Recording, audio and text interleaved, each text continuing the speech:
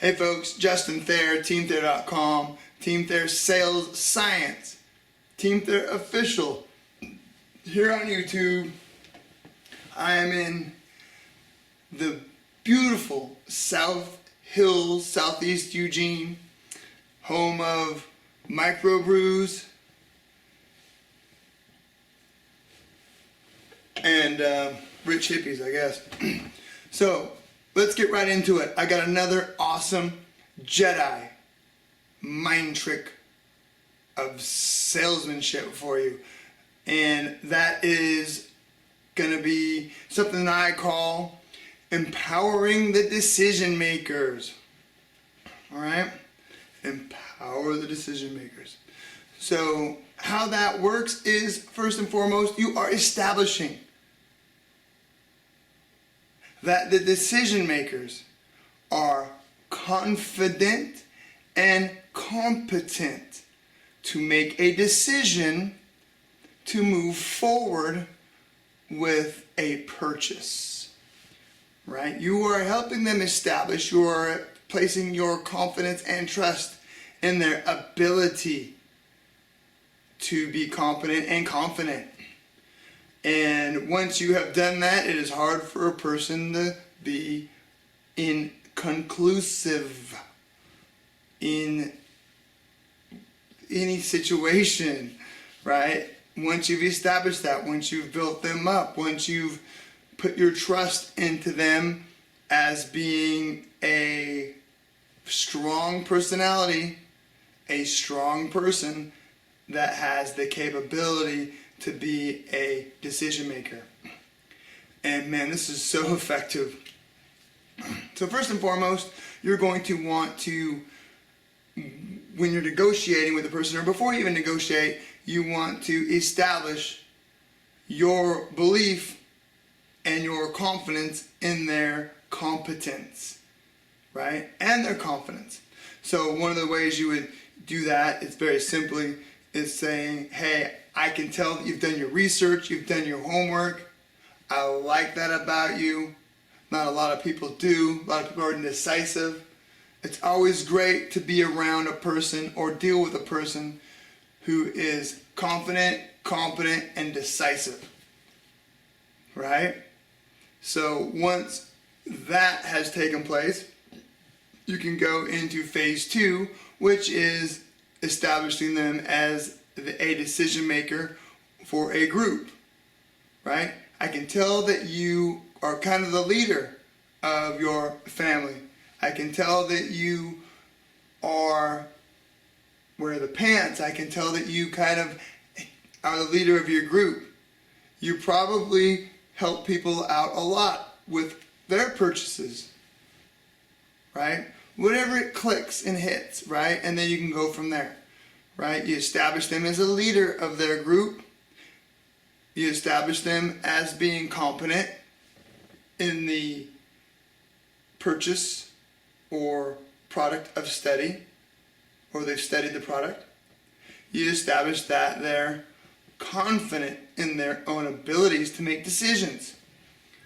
Right? Once you've done these things, it is very hard for a person to become wishy-washy, to become incongruent, to become indecisive.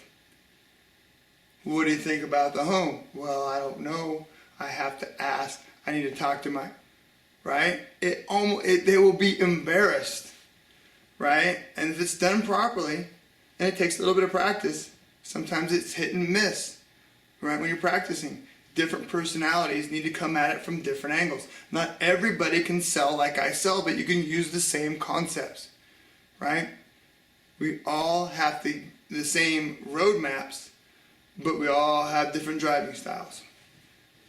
Right?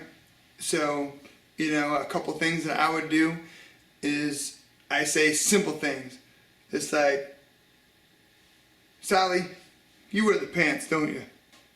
Right? Kind of give a little smirk, look out of the corner of my eye, a little smile, a little chuckle.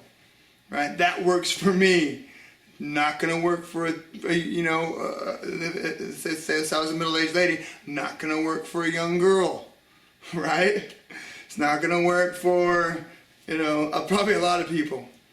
right? You have to have that real gregarious personality, and you have to get the, you got to get the little wins, and then you work your way up to see what you can get away with a little bit, putting, teasing people a little bit, right? But that's the way I do it. My personality, right, performs well in that venue. But it doesn't matter. It's the same roadmap. However you establish with your personality, you can do it, right? And it'll come to you. You can't do it. A lot of sales trainers, what they do is they give people want to see, here's how you do it and say it. Here's the script, right? Which is why very few sales professionals succeed. Which is why it's an 80-20 rule at best, and the top guys are always the top 3%, 3-4% are making the real money. There's only 3-4% in every sales venue, in every car lot, in every real estate market, in every real estate brokerage, in every jewelry store that are really doing the numbers. Right? Always the top 3 guys, always the top, right? The performance level varies dramatically. And I believe it's based on poor training. So remember this. Provide the buyer with confidence. Establish your confidence in their competence, their confidence, and their ability to make a decision, their ability and their position as a leader. That's it. Team Thayer, Sales Science, Jedi Mind Tricks. Helping your clients make the decisions that are best for them. TeamThayer.com.